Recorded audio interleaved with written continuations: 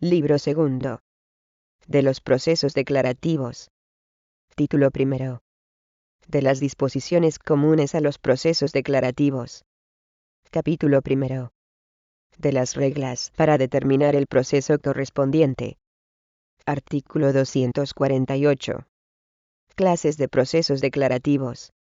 1. Toda contienda judicial entre partes que no tenga señalada por la ley otra tramitación, será ventilada y decidida en el proceso declarativo que corresponda. 2. Pertenecen a la clase de los procesos declarativos primero, el juicio ordinario. Segundo, el juicio verbal. 3. Las normas de determinación de la clase de juicio por razón de la cuantía, solo se aplicarán en defecto de norma por razón de la materia. Artículo 249. Ámbito del juicio ordinario. 1. Se decidirán en el juicio ordinario, cualquiera que sea su cuantía primero, las demandas relativas a derechos honoríficos de la persona. Segundo, las que pretendan la tutela del derecho al honor, a la intimidad y a la propia imagen, y las que pidan la tutela judicial civil de cualquier otro derecho fundamental, salvo las que se refieran al derecho de rectificación. En estos procesos, será siempre parte el Ministerio Fiscal, y su tramitación tendrá carácter preferente. Tercero, las demandas sobre impugnación de acuerdos sociales adoptados por juntas o asambleas generales o especiales de socios o de obligacionistas, o por órganos colegiados de administración en entidades mercantiles. Cuarto, las demandas en materia de competencia desleal, defensa de la competencia, en aplicación de los artículos 81 y 82 del Tratado de la Comunidad Europea, o de los artículos 1 y 2 de la Ley de Defensa de la Competencia, propiedad industrial, propiedad intelectual y publicidad, siempre que no versen exclusivamente sobre reclamaciones de cantidad, en cuyo caso, se tramitarán por el procedimiento que les corresponda en función de la cuantía que se reclame. No obstante, se estará a lo dispuesto en el punto 12 del apartado 1 del artículo 250 de esta ley cuando se trate del ejercicio de la acción de cesación en defensa de los intereses colectivos y de los intereses difusos de los consumidores y usuarios en materia de publicidad. Quinto, las demandas en que se ejerciten acciones relativas a condiciones generales de contratación en los casos previstos en la legislación sobre esta materia, salvo lo dispuesto en el punto 12. Del apartado 1 del artículo 250. Sexto, las que versen sobre cualesquiera asuntos relativos a arrendamientos urbanos o rústicos de bienes inmuebles, salvo que se trate de reclamaciones de rentas o cantidades debidas por el arrendatario, o del desahucio por falta de pago, o por extinción del plazo de la relación arrendaticia, o salvo que sea posible hacer una valoración de la cuantía del objeto del procedimiento, en cuyo caso el proceso será el que corresponda a tenor de las reglas generales de esta ley. Séptimo, las que ejerciten una acción de retracto de cualquier tipo. Octavo, cuando se ejerciten las acciones que otorga a las juntas de propietarios, y a estos la ley de propiedad horizontal, siempre que no versen exclusivamente sobre reclamaciones de cantidad, en cuyo caso, se tramitarán por el procedimiento que corresponda. 2. Se decidirán también en el juicio ordinario las demandas cuya cuantía excedan de 6.000 euros y aquellas cuyo interés económico resulte imposible de calcular, ni siquiera de modo relativo. Artículo 250. Ámbito del juicio verbal. 1.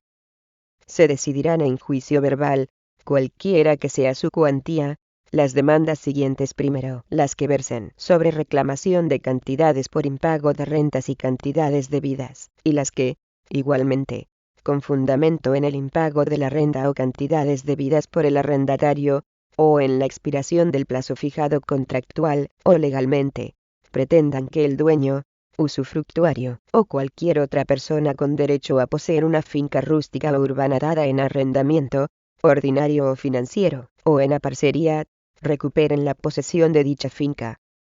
Segundo, las que pretendan la recuperación de la plena posesión de una finca rústica o urbana, cedida en precario, por el dueño, usufructuario, o cualquier otra persona con derecho a poseer dicha finca.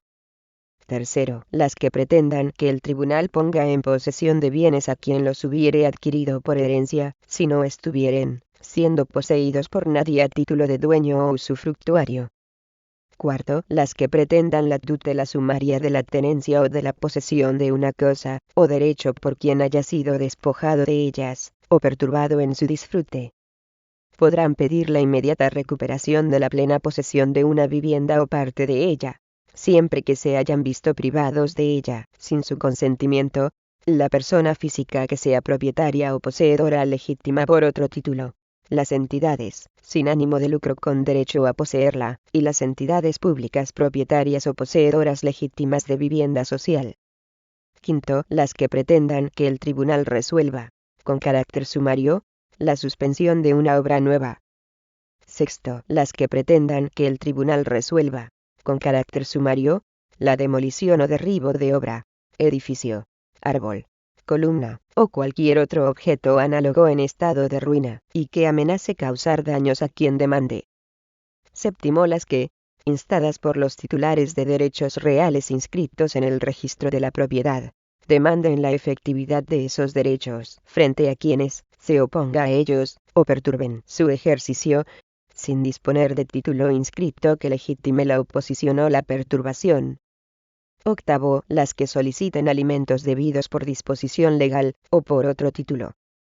Noveno, las que supongan el ejercicio de la acción de rectificación de hechos inexactos y perjudiciales. Décimo, las que pretendan que el tribunal resuelva, con carácter sumario, sobre el incumplimiento por el comprador de las obligaciones derivadas de los contratos inscritos en el registro de venta a plazos de bienes muebles, y formalizados en el modelo oficial establecido al efecto, al objeto de obtener una sentencia condenatoria que permita dirigir la ejecución exclusivamente sobre el bien, o bienes adquiridos o financiados a plazos. 11. Las que pretendan que el tribunal resuelva, con carácter sumario, sobre el incumplimiento de un contrato de arrendamiento financiero, de arrendamiento de bienes muebles, o de un contrato de venta a plazos con reserva de dominio, siempre que estén inscritos en el registro de venta a plazos de bienes muebles, y formalizados en el modelo oficial establecido al efecto, mediante el ejercicio de una acción exclusivamente encaminada a obtener la inmediata entrega del bien al arrendador financiero, al arrendador o al vendedor o financiador en el lugar indicado en el contrato, previa declaración de resolución de este, en su caso. 12. Las que supongan el ejercicio de la acción de cesación en defensa de los intereses colectivos y difusos de los consumidores y usuarios. 13. Las que pretendan la efectividad de los derechos reconocidos en el artículo 160 del Código Civil. En estos casos, el juicio verbal se sustanciará con las peculiaridades dispuestas en el capítulo primero del título primero del libro cuarto de esta ley. 2. Se decidirán también en el juicio verbal las demandas cuya cuantía no exceda de 6.000 euros, y no se refieran a ninguna de las materias previstas en el apartado 1 del artículo anterior. Artículo 251. Reglas de determinación de la cuantía. La cuantía se fijará según el interés económico de la demanda, que se calculará de acuerdo con las reglas siguientes. Primera, si se reclama una cantidad de dinero determinada, la cuantía de la demanda estará representada por dicha cantidad, y si falta la determinación, aun en forma relativa, la demanda se considerará de cuantía indeterminada. Segunda, cuando el objeto del proceso sea la condena de dar bienes muebles o inmuebles, con independencia de que la reclamación se base en derechos reales o personales, se estará al valor de los mismos al tiempo de interponerse la demanda, conforme a los precios corrientes en el mercado o en la contratación de bienes de la misma clase. Para este cálculo podrá servirse el actor de cualesquiera valoraciones oficiales de los bienes litigiosos, si no es posible determinar el valor por otros medios, sin que se pueda atribuir a los inmuebles un valor inferior al que conste en el catastro. Tercera, la anterior regla de cálculo se aplicará también primero a las demandas dirigidas a garantizar el disfrute de las facultades que se derivan del dominio. Segundo, a las demandas que afecten a la validez, nulidad o eficacia del título de dominio, así como a la existencia o a la extensión del dominio mismo. Tercero, a aquellas otras peticiones distintas de las establecidas en los dos casos anteriores, en que la satisfacción de la pretensión dependa de que se acredite por el demandante la condición de dueño. Cuarto, a las demandas basadas en el derecho a adquirir la propiedad de un bien o conjunto de bienes, ya sea por poseer un derecho de crédito que así lo reconoce, ya sea por cualquiera de los modos de adquisición de la propiedad, o por el derecho de retracto, de tanteo o de opción de compra. Cuando el bien se reclame como objeto de una compraventa, tiene preferencia como criterio de valoración el precio pactado en el contrato, siempre que no sea inferior en el caso de los inmuebles a su valor catastral. Quinto, cuando el proceso verse sobre la posesión, y no sea aplicable otra regla de este artículo. Sexto, a las acciones de deslinde, amojonamiento y división de la cosa común. Cuarta, en los casos en que la reclamación verse sobre usufructo o la nuda propiedad, el uso, la habitación, el aprovechamiento por turnos, u otro derecho real limitativo del dominio, no sujeto a regla especial. El valor de la demanda se fijará atendiendo a la base imponible tributaria sobre la que gire el impuesto, para la constitución a transmisión de estos derechos. Quinta, el valor de una demanda relativa a una servidumbre será el precio satisfecho por su constitución, si constare, y su fecha no fuese anterior en más de 5 años. En otro caso, se estimará por las reglas legales establecidas para fijar el precio de su constitucional tiempo del litigio, cualquiera que haya sido el modo de adquirirla, y, a falta de ellas, se considerará como cuantía la 20ª parte del valor de los predios dominante y sirviente, teniendo en cuenta lo dispuesto en la regla segunda de este artículo sobre bienes muebles e inmuebles. Sexta, en las demandas relativas a la existencia, inexistencia, validez o eficacia de un derecho real de garantía, el valor será el del importe de las sumas garantizadas por todos los conceptos. Séptima, en los juicios sobre el derecho a exigir prestaciones periódicas, sean temporales o vitalicias, se calculará el valor por el importe de una anualidad multiplicado por 10, salvo que el plazo de la prestación fuera inferior a un año, en que se estará al importe total de la misma. Octava, en los juicios que versen sobre la existencia, validez o eficacia de un título obligacional, su valor se calculará por el total de lo debido, aunque sea pagadero a plazos. Este criterio de valoración será aplicable en aquellos procesos cuyo objeto sea la creación, modificación o extinción de un título obligacional o de un derecho de carácter personal, siempre que no sea aplicable otra regla de este artículo. Novena, en los juicios sobre arrendamientos de bienes, salvo cuando tengan por objeto reclamaciones de las rentas o cantidades debidas, la cuantía de la demanda será el importe de una anualidad de renta, cualquiera que sea la periodicidad con que ésta aparezca fijada en el contrato. Décima, en aquellos casos en que la demanda verse sobre valores negociados en bolsa, la cuantía vendrá determinada por la media del cambio, medio ponderado de los mismos, determinado conforme a la legislación aplicable durante el año natural anterior a la fecha de interposición de la demanda, o por la media del cambio, medio ponderado de los valores durante el periodo en que estos se hubieran negociado en bolsa, cuando dicho periodo fuera inferior al año. Si se trata de valores negociados en otro mercado secundario, la cuantía vendrá determinada por el tipo, medio de negociación de los mismos durante el año natural anterior a la interposición de la demanda, en el mercado secundario en el que se estén negociando, o por el tipo, medio de negociación durante el tiempo en que se hubieran negociado en el mercado secundario, cuando los valores se hayan negociado en dicho mercado por un periodo inferior al año. El tipo medio de negociación, o, en su caso, la media del cambio medio ponderado, se acreditará por certificación expedida por el órgano rector del mercado secundario de que se trate. Si los valores carecen de negociación, la cuantía se calculará de acuerdo con las normas de valoración contable vigentes en el momento de interposición de la demanda. 11. Cuando la demanda tenga por objeto una prestación de hacer, su cuantía consistirá en el coste de aquello cuya realización se inste, o en el importe de los daños y perjuicios derivados del incumplimiento, sin que en este caso sean acumulables ambas cantidades, salvo si además de instarse el cumplimiento, se pretende también la indemnización. El importe o cálculo de los daños y perjuicios habrá de ser tenido en cuenta cuando la prestación sea personalísima o consista en un oasor, y ello, incluso si lo que se insta con carácter principal es el cumplimiento. 12. En los pleitos relativos a una herencia o a un conjunto de masas patrimoniales o patrimonios separados, se aplicarán las reglas anteriores respecto de los bienes, derechos o créditos que figuren, comprendidos en la herencia, o en el patrimonio objeto del litigio. Artículo 252. Reglas especiales en casos de procesos con pluralidad de objetos o de partes. Cuando en el proceso exista pluralidad de objetos o de partes, la cuantía de la demanda se calculará de acuerdo con las reglas siguientes. Primera, cuando en la demanda se acumulen varias acciones principales que no provengan de un mismo título, la cuantía de la demanda vendrá determinada por la cuantía de la acción de mayor valor. Idéntico criterio se seguirá para el caso de que las acciones estén acumuladas de forma eventual.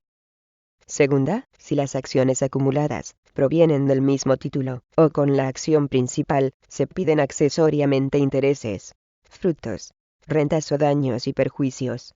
La cuantía vendrá determinada por la suma del valor de todas las acciones acumuladas.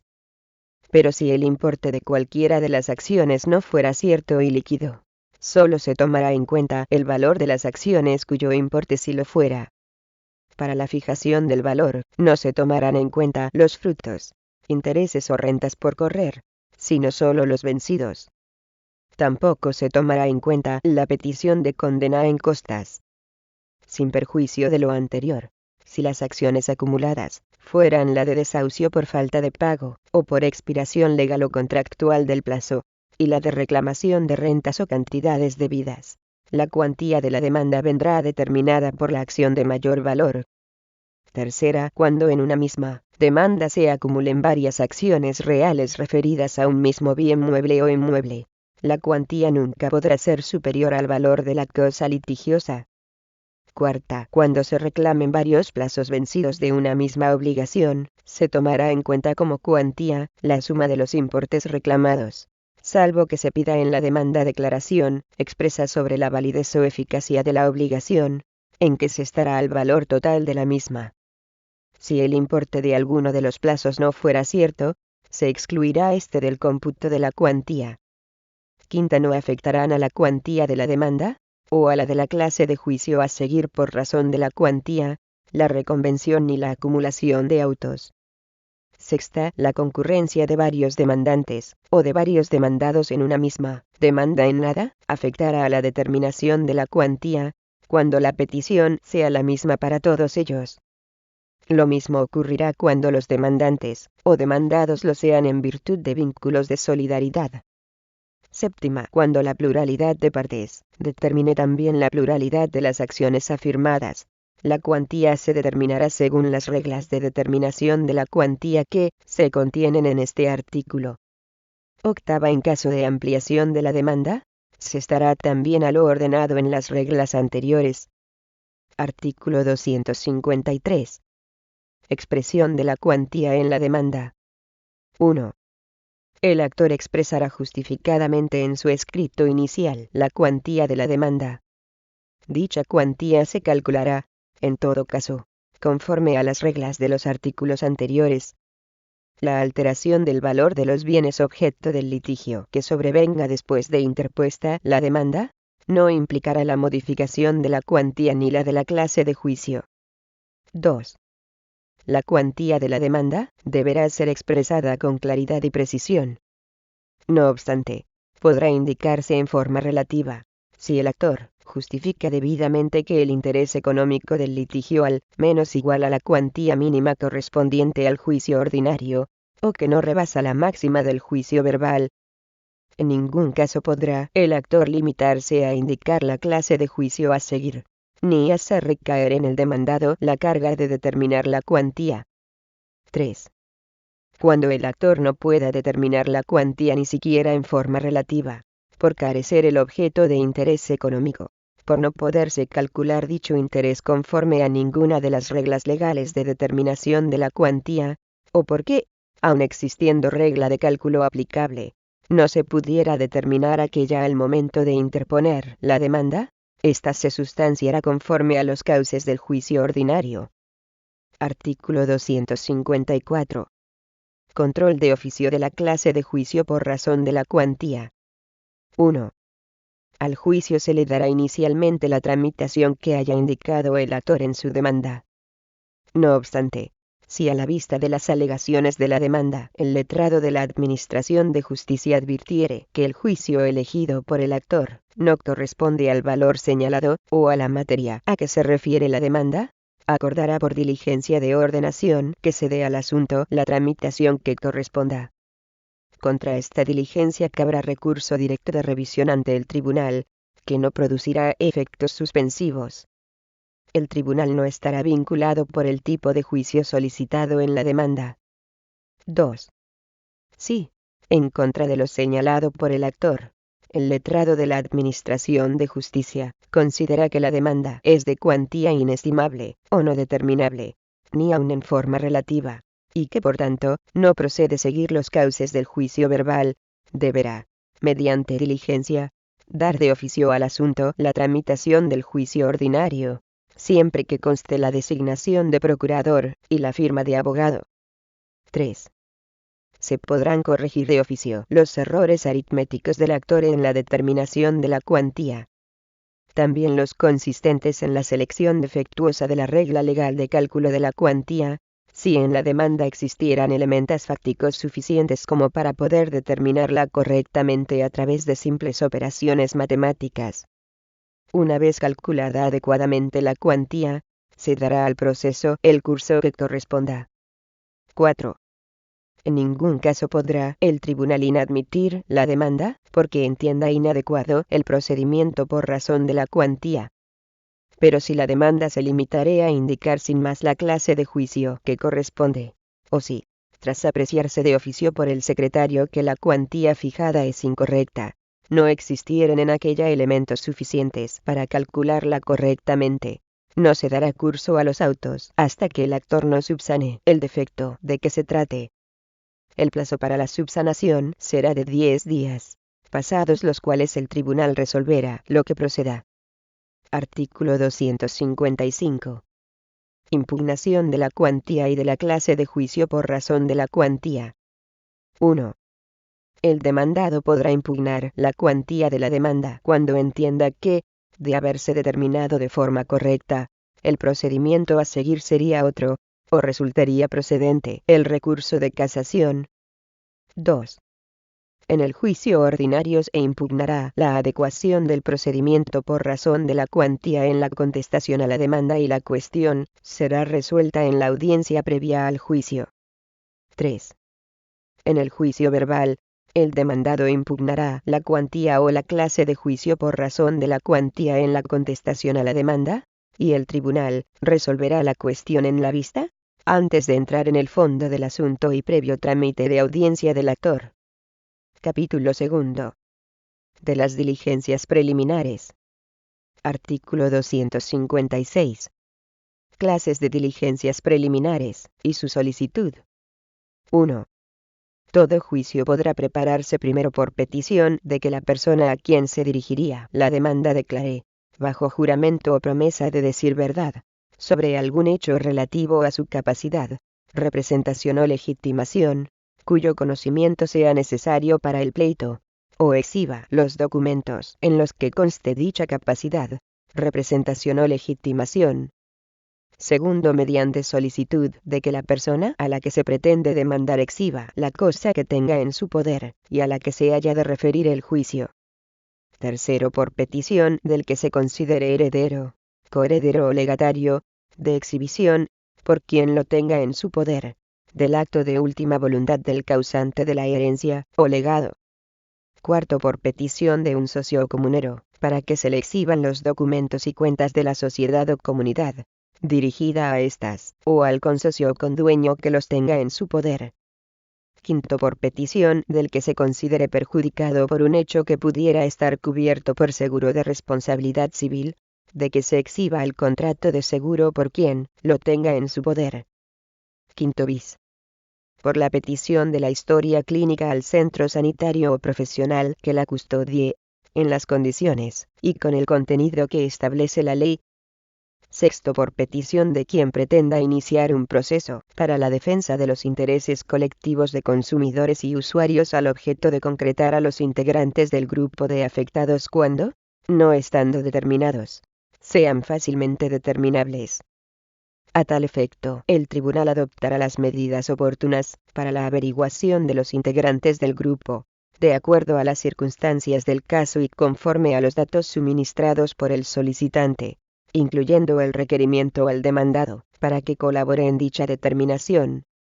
Séptimo, mediante la solicitud, formulada por quien pretenda ejercitar una acción por infracción de un derecho de propiedad industrial, o de un derecho de propiedad intelectual cometida mediante actos que no puedan considerarse realizados por meros consumidores finales de buena fe, y sin ánimo de obtención de beneficios económicos o comerciales, de diligencias de obtención de datos sobre el posible infractor, el origen y redes de distribución de las obras, mercancías o servicios que infringen un derecho de propiedad intelectual o de propiedad industrial, y, en particular, los siguientes a los nombres y direcciones de los productores, fabricantes, distribuidores, suministradores y prestadores de las mercancías y servicios, así como de quienes, con fines comerciales, hubieran estado en posesión de las mercancías. B. Los nombres y direcciones de los mayoristas y minoristas a quienes se hubieren distribuido las mercancías o servicios. C. Las cantidades producidas, fabricadas, entregadas, recibidas o encargadas, y las cantidades satisfechas como precio por las mercancías o servicios de que se trate, y los modelos y características técnicas de las mercancías. Octavo, por petición de quien pretenda ejercitar una acción por infracción de un derecho de propiedad industrial, o de un derecho de propiedad intelectual cometida mediante actos desarrollados a escala comercial, de la exhibición de los documentos bancarios, financieros, comerciales o aduaneros, producidos en un determinado tiempo, y que se presuman en poder de quien sería demandado como responsable. La solicitud deberá acompañarse de un principio de prueba de la realidad de la infracción que podrá consistir en la presentación de una muestra de los ejemplares, mercancías o productos en los que materialice aquella infracción. El solicitante podrá pedir que el secretario extienda testimonio de los documentos exhibidos, si el requerido no estuviera dispuesto a desprenderse del documento para su incorporación a la diligencia practicada. Igual solicitud podrá formular en relación con lo establecido en el último párrafo del número anterior. A los efectos de los números séptimo y octavo de este apartado, se entiende por actos desarrollados a escala comercial aquellos que son realizados para obtener beneficios económicos o comerciales directos o indirectos. Noveno, por petición de las diligencias y averiguaciones que, para la protección de determinados derechos, prevean las correspondientes leyes especiales. Décimo, por petición de quien pretenda ejercitar una acción por infracción de un derecho de propiedad industrial, o de un derecho de propiedad intelectual, para que se identifique al prestador de un servicio de la sociedad de la información sobre el que concurran indicios razonables de que está poniendo a disposición, o difundiendo de forma directa o indirecta, contenidos, obras o prestaciones, objeto de tal derecho, sin que se cumplan los requisitos establecidos por la legislación de propiedad industrial, o de propiedad intelectual, considerando la existencia de un nivel apreciable de audiencia en España de dicho prestador, o un volumen, asimismo apreciable, de obras y prestaciones protegidas no autorizadas puestas a disposición, o difundidas. La solicitud estará referida a la obtención de los datos necesarios para llevar a cabo la identificación y podrá dirigirse a los prestadores de servicios de la sociedad de la información, de pagos electrónicos y de publicidad que mantengan o hayan mantenido en los últimos 12 meses relaciones de prestación de un servicio con el prestador de servicios de la sociedad de la información que se desee identificar.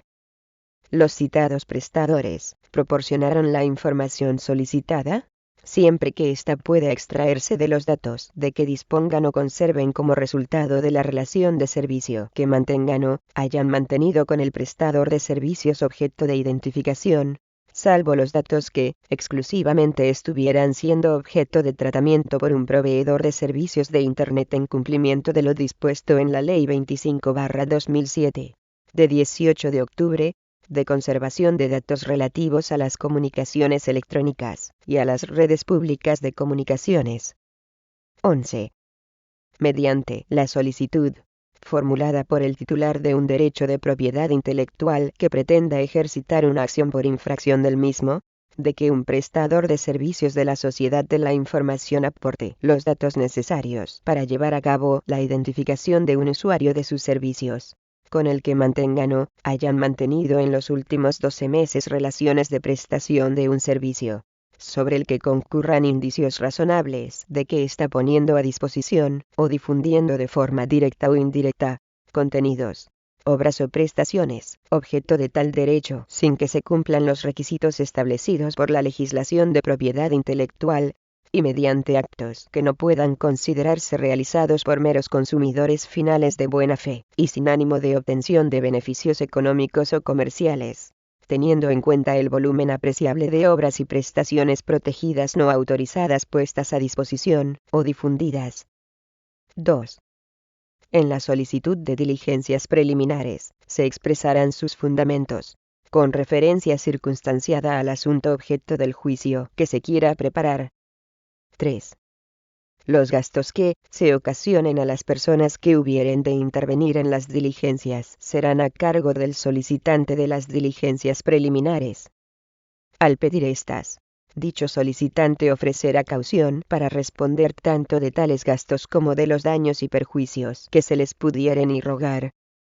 La caución se perderá, en favor de dichas personas, si, transcurrido un mes desde la terminación de las diligencias, dejaré de interponerse la demanda, sin justificación suficiente, a juicio del tribunal. La caución podrá prestarse en la forma prevista en el párrafo segundo del apartado 2 del artículo 64 de esta ley. Artículo 257. Competencia. 1. Será competente para resolver sobre las peticiones y solicitudes a que se refiere el artículo anterior el juez de primera instancia, o de lo mercantil, cuando proceda del domicilio de la persona que, en su caso, hubiera de declarar, exhibir o intervenir de otro modo en las actuaciones que se acordaran para preparar el juicio.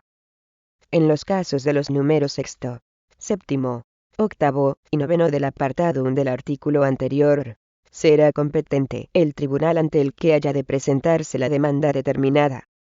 Si, en estos casos, se solicitasen nuevas diligencias, a raíz del resultado de las hasta entonces practicadas, podrán instarse del mismo tribunal, o bien del que, a raíz de los hechos averiguados en la anterior diligencia, resultaría competente para conocer de la misma pretensión, o de nuevas pretensiones que pudieran eventualmente acumularse. 2. No se admitirá declinatoria en las diligencias preliminares, pero el juez al que se soliciten revisará de oficio su competencia, y si entendiese que no le corresponde conocer de la solicitud, se abstendrá de conocer indicando al solicitante el juzgado de primera instancia al que debe acudir. Si éste se inhibiere en su competencia, decidirá el conflicto negativo el Tribunal Inmediato Superior Común, según lo previsto en el artículo 60 de la presente ley.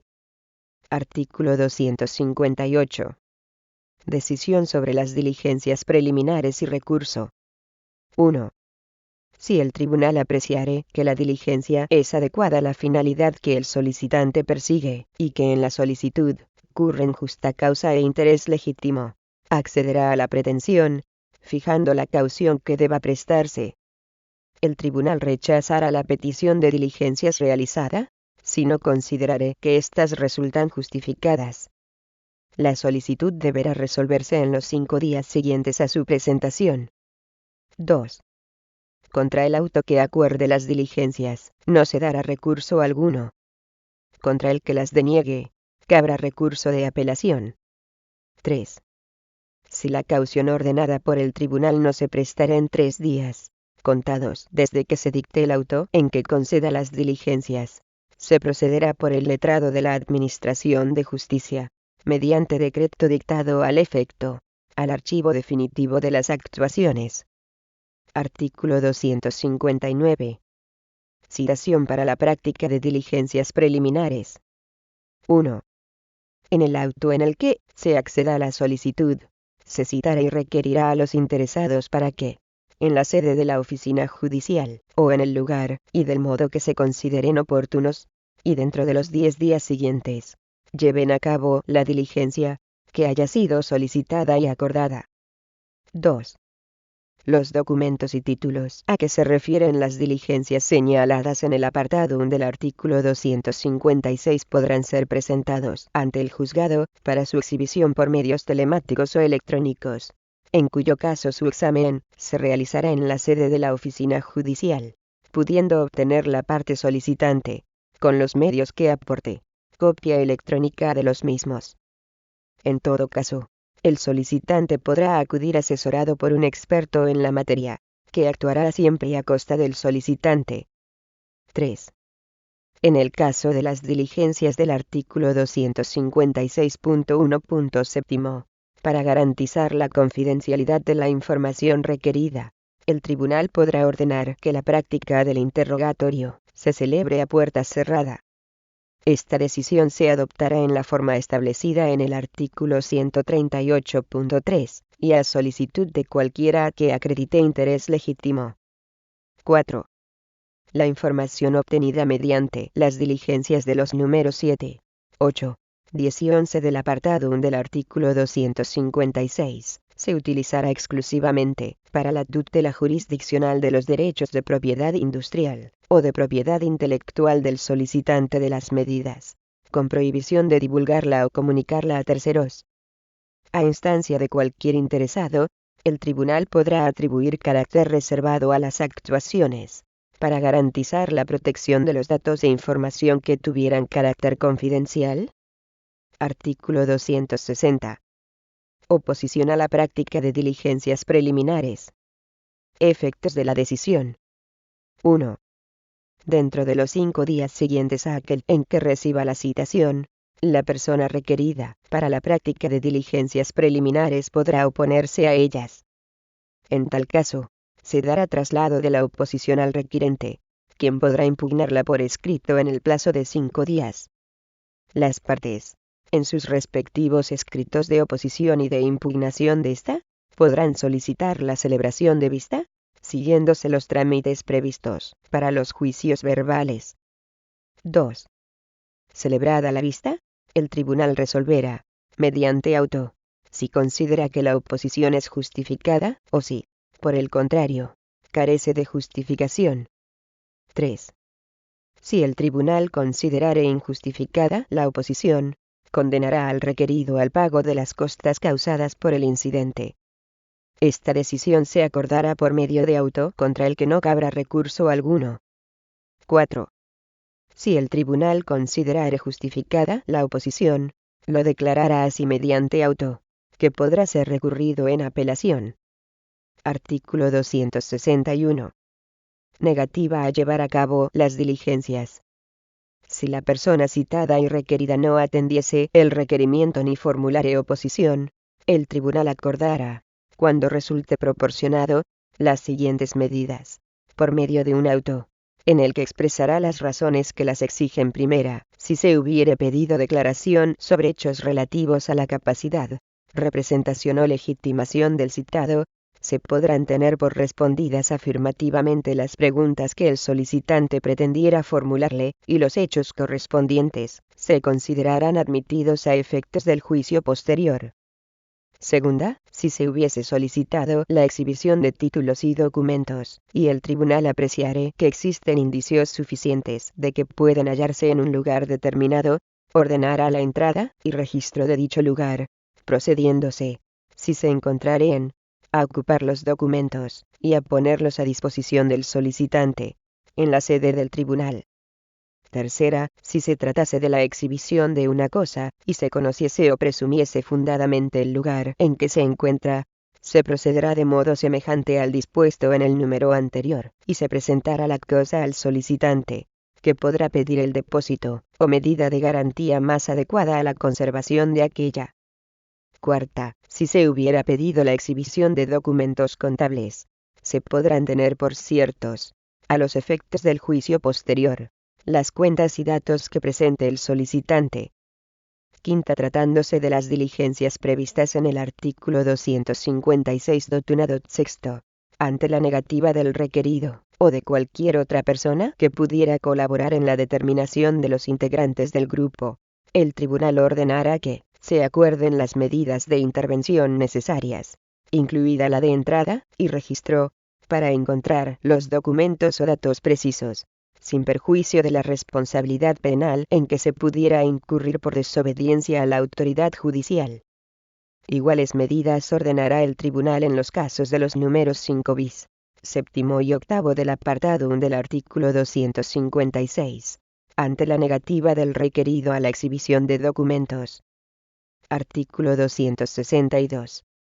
Decisión sobre aplicación de la caución. 1. Cuando se hayan practicado las diligencias acordadas, o el tribunal las deniegue por considerar justificada la oposición, éste resolverá mediante auto, en el plazo de 5 días, sobre la aplicación de la caución a la vista de la petición de indemnización y de la justificación de gastos que se le presente, oído el solicitante. La decisión sobre aplicación de la caución será apelable, sin efectos suspensivos. 2. Cuando, aplicada la caución conforme al apartado anterior, quedare remanente, no se devolverá al solicitante de las diligencias hasta que transcurra el plazo de un mes previsto en el apartado 3 del artículo 256. Artículo 263. Diligencias preliminares previstas en leyes especiales. Cuando se trate de las diligencias a que se refiere el artículo 256 noveno, los preceptos de este capítulo se aplicarán en lo que no se oponga a lo dispuesto en la legislación especial sobre la materia de que se trate. Capítulo 3. De la presentación de documentos, dictámenes, informes y otros medios e instrumentos. Artículo 264. Documentos procesales.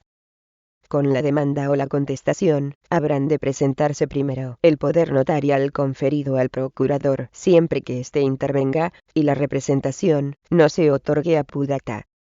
Segundo, los documentos que acrediten la representación que el litigante se atribuya.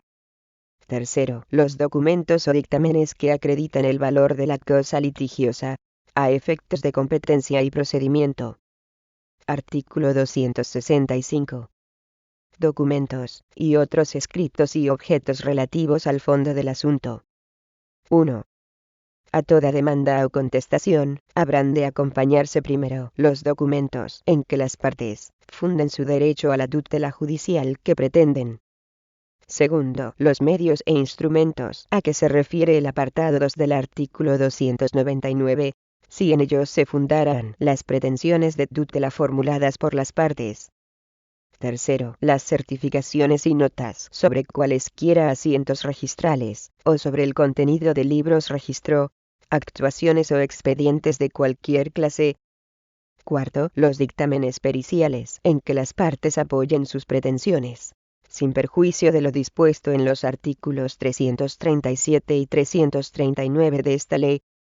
En el caso de que alguna de las partes sea titular del derecho de asistencia jurídica gratuita, no tendrá que aportar con la demanda o con la contestación el dictamen, sino simplemente anunciarlo de acuerdo con lo que prevé el apartado 1 del artículo 339.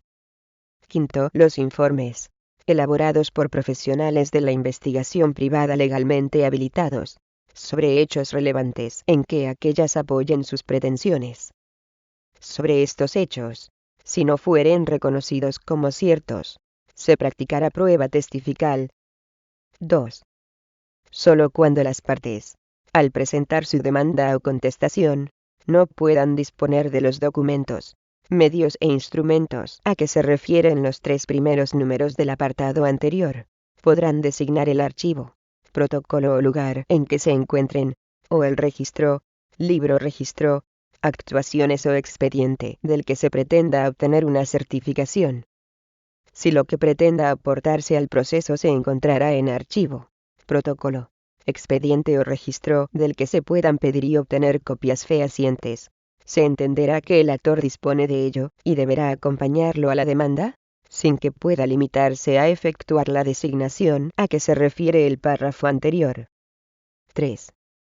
No obstante lo dispuesto en los apartados anteriores, el actor podrá presentar en la audiencia previa al juicio, o en la vista del juicio verbal, los documentos, medios, instrumentos, dictámenes e informes, relativos al fondo del asunto, cuyo interés o relevancia solo se ponga de manifiesto a consecuencia de alegaciones efectuadas por el demandado en la contestación a la demanda. Artículo 266. Documentos exigidos en casos especiales. Se habrán de acompañar a la demanda primero los documentos que justifiquen cumplidamente el título en cuya virtud se piden alimentos, cuando éste sea el objeto de la demanda. Segundo, los documentos que constituyan un principio de prueba del título en que se funden las demandas de retracto, y, cuando la consignación del precio se exija por ley o por contrato, el documento que acredite haber consignado, si fuere conocido, el precio de la cosa, objeto de retracto o haberse constituido caución que garantice la consignación en cuanto el precio se conociere. Tercero, el documento en que conste fehacientemente la sucesión mortis causa en favor del demandante, así como la relación de los testigos que puedan declarar sobre la ausencia de poseedor a título de dueño o usufructuario, cuando se pretenda que el tribunal ponga al demandante en posesión de unos bienes que se afirme haber adquirido en virtud de aquella sucesión. Cuarto, aquellos otros documentos que esta u otra ley exija expresamente para la admisión de la demanda. Artículo 267. Forma de presentación de los documentos públicos. Cuando sean públicos, los documentos que hayan de aportarse conforme a lo dispuesto en el artículo 265, podrán presentarse por copia simple, ya sea en soporte papel o, en su caso, en soporte electrónico a través de imagen digitalizada incorporada como anexo que habrá de ir firmado mediante firma electrónica reconocida, y, si se impugnara su autenticidad, podrá llevarse a los autos original, copia o certificación del documento con los requisitos necesarios para que surta sus efectos probatorios.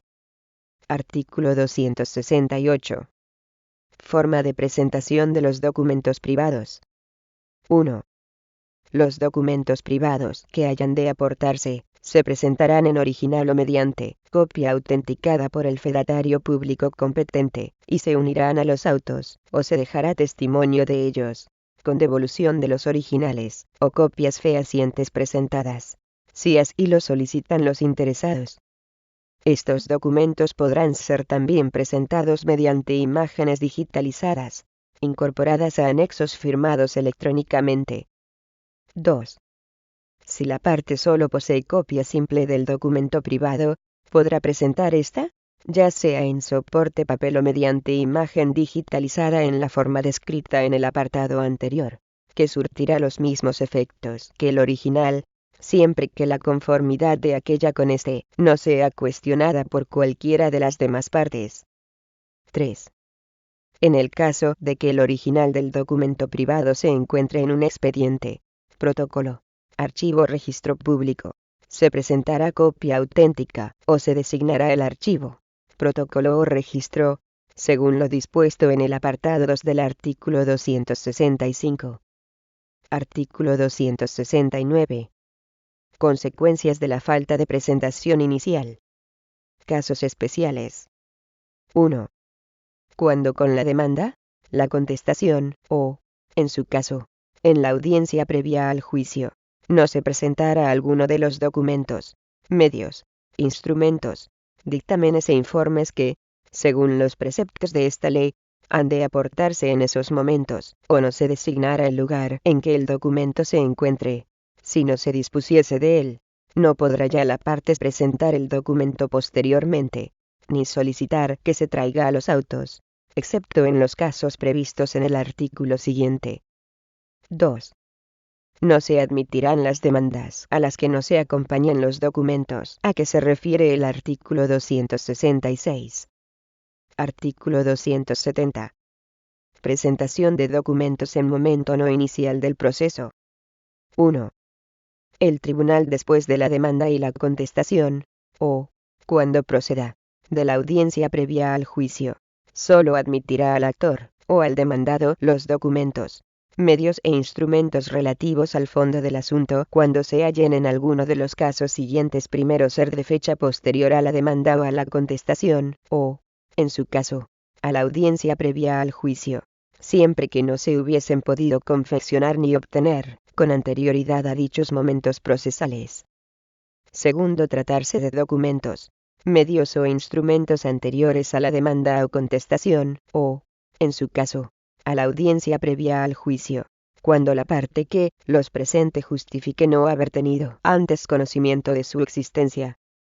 Tercero, no haber sido posible obtener con anterioridad los documentos, medios o instrumentos, por causas que no sean imputables a la parte, siempre que haya hecho oportunamente la designación a que se refiere el apartado 2 del artículo 265, o en su caso, el anuncio al que se refiere el número cuarto del apartado primero del artículo 265 de la presente ley. 2. Cuando un documento, medio o instrumento sobre hechos relativos al fondo del asunto, se presentase una vez precluidos los actos a que se refiere el apartado anterior, las demás partes podrán alegar en el juicio o en la vista la improcedencia de tomarlo en consideración, por no encontrarse en ninguno de los casos a que se refiere el apartado anterior. El tribunal resolverá en el acto, y, si apreciare ánimo dilatorio o mala fe procesal en la presentación del documento, podrá, además, imponer al responsable una multa de 180 a 1.200 euros. Artículo 271. Preclusión definitiva de la presentación y excepciones a la regla. 1. No se admitirá a las partes ningún documento, instrumento, medio, informe o dictamen que se presente después de la vista o juicio, sin perjuicio de lo previsto en la regla tercera del artículo 435, sobre diligencias finales en el juicio ordinario. 2. Se exceptúan de lo dispuesto en el apartado anterior las sentencias o resoluciones judiciales, o de autoridad administrativa, dictadas o notificadas en fecha no anterior al momento de formular las conclusiones, siempre que pudieran resultar condicionantes o decisivas para resolver en primera instancia, o en cualquier recurso. Estas resoluciones se podrán presentar incluso dentro del plazo previsto para dictar sentencia, dándose traslado por diligencia de ordenación a las demás partes, para que, en el plazo común de 5 días, puedan alegar y pedir lo que estimen conveniente, con suspensión del plazo para dictar sentencia. El tribunal resolverá sobre la admisión y alcance del documento en la misma sentencia. Artículo 272. Inadmisión de documento presentado injustificadamente en momento no inicial del proceso. Cuando se presente un documento con posterioridad a los momentos procesales establecidos en esta ley, según los distintos casos y circunstancias, el tribunal, por medio de providencia, lo inadmitirá, de oficio, o a instancia de parte, mandando devolverlo a quien lo hubiere presentado. Contra la resolución que acuerde la inadmisión no cabrá recurso alguno, sin perjuicio de hacerse valer en la segunda instancia. Capítulo cuarto. De las copias de los escritos y documentos, y su traslado. Artículo 273. Forma de presentación de los escritos y documentos. 1. Todos los profesionales de la justicia están obligados al empleo de los sistemas telemáticos o electrónicos existentes en la Administración de Justicia para la presentación de escritos, iniciadores, o no, y demás documentos, de forma tal que esté garantizada la autenticidad de la presentación y quede constancia fehaciente de la remisión y la recepción íntegras, así como de la fecha en que éstas se hicieren. 2. Las personas que no estén representadas por procurador podrán elegir en todo momento si actúan ante la Administración de Justicia a través de medios electrónicos, o no, salvo que estén obligadas a relacionarse a través de medios electrónicos con la misma. El medio elegido podrá ser modificado en cualquier momento. 3. En todo caso, estarán obligados a intervenir a través de medios electrónicos con la Administración de Justicia, al menos los siguientes sujetos a las personas jurídicas. B. Las entidades sin personalidad jurídica. C. Quienes ejercen una actividad profesional para la que se requiera colegiación obligatoria para los trámites y actuaciones que realicen con la Administración de Justicia en ejercicio de dicha actividad profesional. D. Los notarios y registradores. E. Quienes representen a un interesado que esté obligado a relacionarse electrónicamente con la Administración de Justicia. F. Los funcionarios de las administraciones públicas, para los trámites y actuaciones que realicen por razón de su cargo. 4. Los escritos y documentos presentados por vía telemática o electrónica indicarán el tipo y número de expediente y año al que se refieren, e irán debidamente foliados mediante un índice electrónico que permita su debida localización y consulta. La presentación se realizará empleando firma electrónica reconocida, y se adaptará a lo establecido en la Ley 18/2011, de 5 de julio, reguladora del uso de las tecnologías de la información y la comunicación en la Administración de Justicia. Únicamente de los escritos y documentos que se presenten, vía telemática o electrónica que den lugar al primer emplazamiento, citación o requerimiento del demandado ejecutado, se deberá aportar en soporte papel, en los 3 días siguientes, tantas copias literales cuantas sean las otras partes. 5. El incumplimiento del deber del uso de las tecnologías previsto en este artículo, o de las especificaciones técnicas que se establezcan, conllevará que el letrado de la Administración de Justicia conceda un plazo máximo de 5 días para su subsanación. Si no se subsana en este plazo, los escritos y documentos se tendrán por no presentados a todos los efectos. 6. Sin perjuicio de lo establecido en este artículo, se presentarán en soporte papel los escritos y documentos cuando expresamente lo indique la ley. De todo escrito, y de cualquier documento que se aporte o presente en soporte papel, y en las vistas, se acompañarán tantas copias literales cuantas sean las otras partes. Artículo 274. Traslado por la oficina judicial de las copias a las otras partes interesadas, cuando no intervengan procuradores. Cuando las partes no actúen representadas por procurador, firmarán las copias de los escritos y documentos que presenten, respondiendo de su exactitud, y dichas copias se entregarán por el letrado de la Administración de Justicia a la parte o partes contrarias. Si la presentación se realizara por medios telemáticos por estar obligados, o haber optado por ello, siempre que cumplan los presupuestos y requisitos exigidos, el traslado de las copias a las demás partes se realizará por la oficina judicial por el medio que proceda. Artículo 275. Efectos de la no presentación de copias. En los casos a que se refiere el artículo anterior, la omisión de la presentación de copias de los escritos y documentos no será motivo para dejar de admitir unos y otros. Dicha omisión se hará notar por el letrado de la Administración de Justicia a la parte, que habrá de subsanarla en el plazo de 5 días.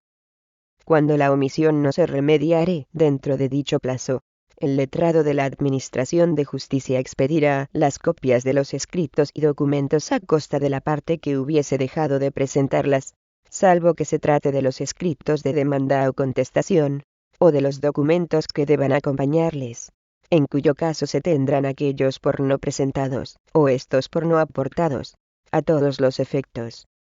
Artículo 276. Traslado de copias de escritos y documentos cuando intervenga procurador. 1.